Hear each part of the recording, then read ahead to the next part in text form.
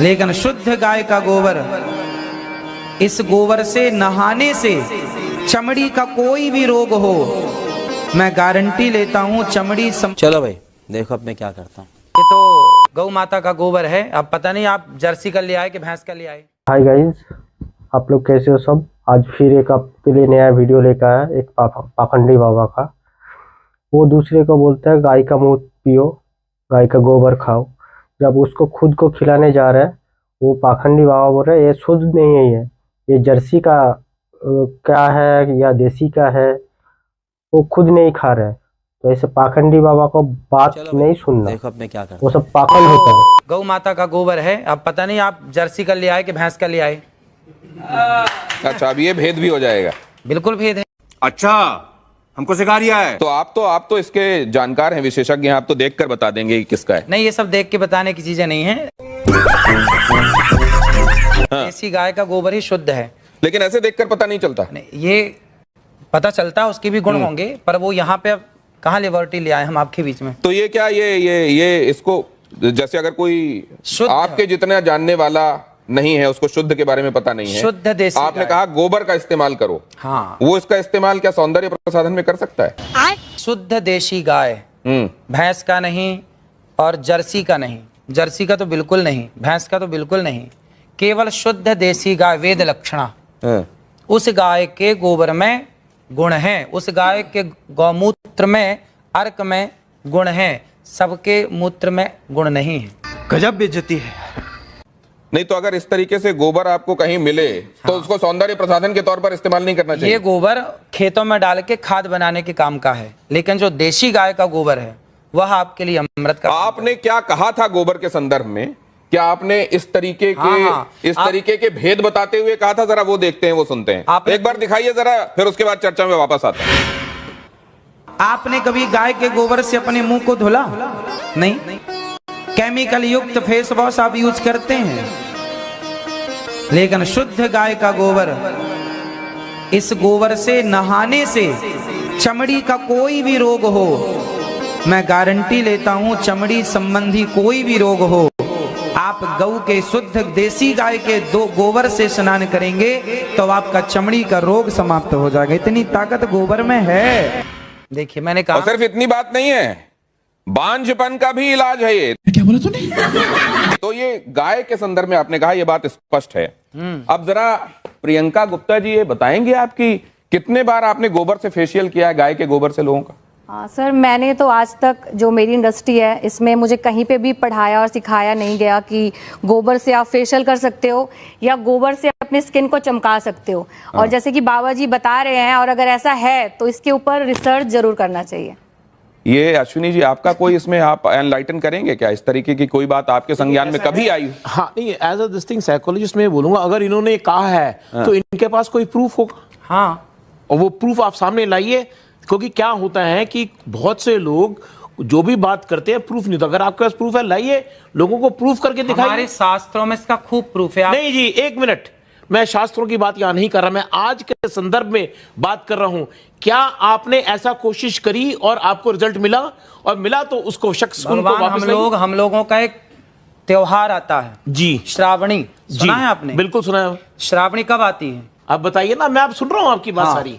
श्रावणी में हमारे यहाँ सारा समाज, ब्राह्मण समाज को ये निर्देश है, शास्त्रों में लिखा, श्रावणी जब होती है तो हमारे यहाँ गोबर से स्नान करने की परंपरा है। अभी श्रावणी में जो आई, उस श्रावणी में हमने खुद, हमारे हजारों ब्राह्मण सबने एक साथ। अनिरुद्धाचार्य जी, एक सेकंड उनकी, एक सेकंड। आप जो कह रहे हैं ना, गोबर का स्नान, कई बार वो किमाच नहीं होती थी जो लोगों के शरीर में लग जाती थी, उसमें नहीं, मैं क्या कह रहा हूँ, कई बार विधान है, हो सकता है श्रावणी में भी नहाते, लेकिन इसका सौंदर्य प्रसाधन के तौर पर इस्तेमाल हो सकता है। कोई एम्पेरिकल इसके लिए एविडेंसेस हैं क्या? हाँ, पढ़िए आप शास्त्रों को। नहीं, अगर अब ये कह रहे हैं शास्त्रों को नहीं, मैं शास्त्रों को आप मानेंगे नहीं। शास्त्र की बात ही कर रहे हैं आज। अरे शास्त्र नए होते नहीं, सब पुराने हैं। देखिए, ऐसा मैं शास्त्र की बात इसलिए नहीं कर रहा, नए थोड़ी होते, कोई हमने थोड़ी लिख दिया। ड्यू रिस्पेक्ट, शास्त्र में तो बहुत कुछ लिखा है, परंतु आज के संदर्भ में, आज एक मॉडर्न जमाने में, अरे क्या ये चीज होती है? चलिए, इससे आगे निकलते हैं। इसका तो ये तो ठीक है कि आप चेहरे पे कुछ और लगा लेंगे, लेकिन जिनको बच्चे ही नहीं हो रहे हैं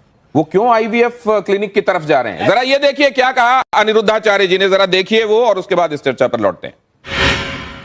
जिसको संतान नहीं होती वो गाय को गेहूं खवाए और गेहूं जब उसके गोबर से वापस आए तो उसको धुल करके उसे सुखा करके उसको पीस करके उस आटे की रोटी बनाकर भगवान को भोग लगाकर वो रोटी खाने से संतान प्राप्ति होती है।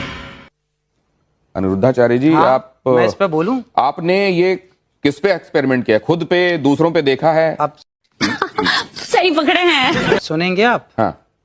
ऐसा है कि देखिए, आप सैकड़ों डॉक्टरों को दिखाइए, यदि सैकड़ों डॉक्टरों को दिखाने के बाद आपको संतान नहीं हो रही है तो आप तो डॉक्टरों से हार गए। डॉक्टर ने मना कर दिया नहीं हो पाएगा। जब सबसे आप हार गए तो एक एक्सपेरिमेंट कर लेने में क्या बुराई है? बात तो सही है। आपने रघुवंशम महाकाव्य पढ़ा होगा, महर्षि कालिदास जी ने उसको लिखा है। भगवान राम के जो पूर्वज थे उनका नाम था दिलीप, उनके भी कोई संतान नहीं हो रही थी। तब राजा दिलीप ने गौ माता की सेवा की और गौ माता की सेवा से दिलीप के संतान हुई जिनका नाम रघु पड़ा। रघुवंश उनके नाम से आगे चला। यदि राम का वंश गौ माता की सेवा से आगे चला तो हमारा और आपका वंश भी गौ माता की सेवा से चलेगा। तो तब जब नहीं एक सेकंड, जब दशरथ जी को आज भी है, आप जब दशरथ जी को यही समस्या सामने आई, हाँ, तो उनको तो यज्ञ कराना, पुत्र काम यज्ञ कराना पड़ा। हाँ, तो वो इस विधा से क्यों नहीं हो गया? फिर क्या बोला तूने? इस विधा से हुआ। आप समझो, दशरथ जी ने यज्ञ कराया तो यज्ञ में क्या लगता है? यज्ञ किससे संपन्न होता है? भैंस के घी से आहुतियां नहीं होती है ना, बकरी के घी से आहुतियां नहीं होती। जब तक वेद लक्षणा गाय का उसमें घी प्रयोग ना होगा तब तक आपका कोई यज्ञ संपन्न ही नहीं होगा। बिना गाय के ना कोई यज्ञ संपन्न हो सकता है, ना कोई पूजा संपन्न हो सकती है। समझ रहे हो? समझ रहे हो आप? समझ रहे हो? नहीं, लेकिन एक चीज साइंस ये कहता है कि अगर आपने एक खास तरह की परिस्थितियों में खास एक्सपेरिमेंट किया है तो आपको खास रिजल्ट मिलेगा। आप उसको दोहरा सकते हैं। मैंने तो इस रोटी को खाई है, जो मैंने बोला है, मैंने तो इस रोटी को खाया है। मैं नहीं मानता। और हमारे बहुत सारे संत समाज जो जंगलों में रहते हैं आज भी वो लोग ये रोटी खाते हैं। और बहुत बच्चा होता है। आप प्रयोग कर लीजिए। नहीं, आपके पास कोई प्रयोग है?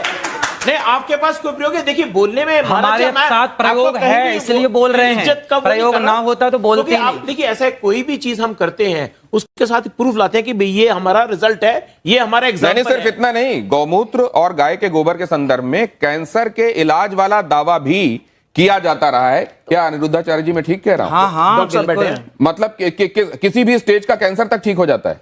गौ माता के मूत्र में, गौ अर्क में इतनी शक्ति है। यदि शक्ति ना होती तो मेडिकल स्टोरों में गौमूत्र क्यों बिक रहा? कुत्ते का मूत्र बिकता भाई। गौमूत्र बिक रहा है तब तो कोई शक्ति है, दम है, तब ना बिक रहा है, वरना कुत्ते का क्यों नहीं बिक रहा है? नहीं, कहीं नहीं, बिकने वाली हर चीज को आप ये मानते हैं कि वो अपने आप में उसके लिए किसी साक्ष्य या प्रमाण की जरूरत नहीं? तो किसी का नहीं बिक रहा गौ माता। नहीं, मैं पूछ रहा हूं, बिकने वाली हर चीज के संदर्भ में हमको ये मानना चाहिए कि सब्सटेंटिव होती होगी इसीलिए बिक रही है? ना, नहीं, ऐसा नहीं। डॉक्टर अंशुमान, ये कैंसर में आपने एमबीबीएस किया होगा, आपने स्पेशलाइजेशन किया होगा, उसके बाद आप इतने सालों से कैंसर के पेशेंट्स को ठीक कर रहे हैं, कहीं पर आपने गोमूत्र वाला एक्सपेरिमेंट या गोबर वाला एक्सपेरिमेंट किया है?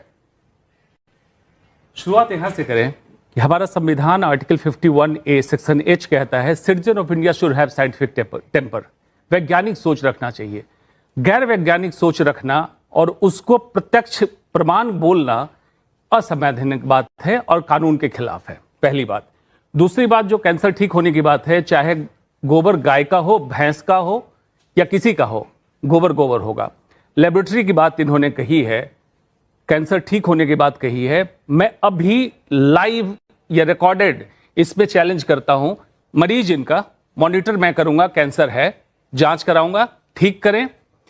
जिस दिन मरीज ठीक हो जाएगा जांच करके मैं चेक करूंगा, मैं आज से डॉक्टरी छोड़ के इनका चेला बन। बात तो सही है। एक बात मैं दूसरी आपसे जानना, डॉक्टर साहब ये बात बिल्कुल सही है।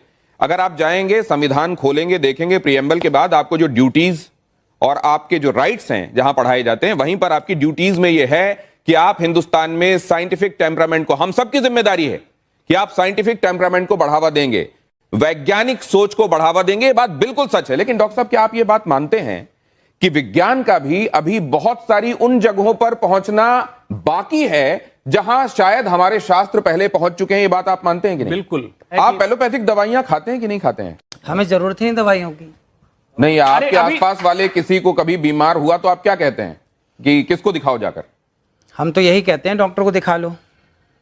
और डॉक्टर इसको मानते नहीं है जो आप कह रहे हैं। ऐसा है, देखिए आज के 100 साल पहले तो कोई डॉक्टर नहीं था। 10,000 साल पहले सुश्रुत महर्षि, हाँ ना, आखिर आए तो वेद में ही आ गए ना। आप भी वेद में नहीं है, क्यों बात समझिए, सुश्रुत की बात कर रहे हैं तो वेद में ही थे। अरे भाई, भारत का हर डॉक्टर सुश्रुत और चरक का संतान है। हाँ। भले हम मॉडर्न मेडिसिन प्रैक्टिस करें, आयुर्वेद प्रैक्टिस करें। आप लोगों को अच्छा लगा तो सब्सक्राइब करिए, लाइक करिए, शेयर करिए, कमेंट करिए।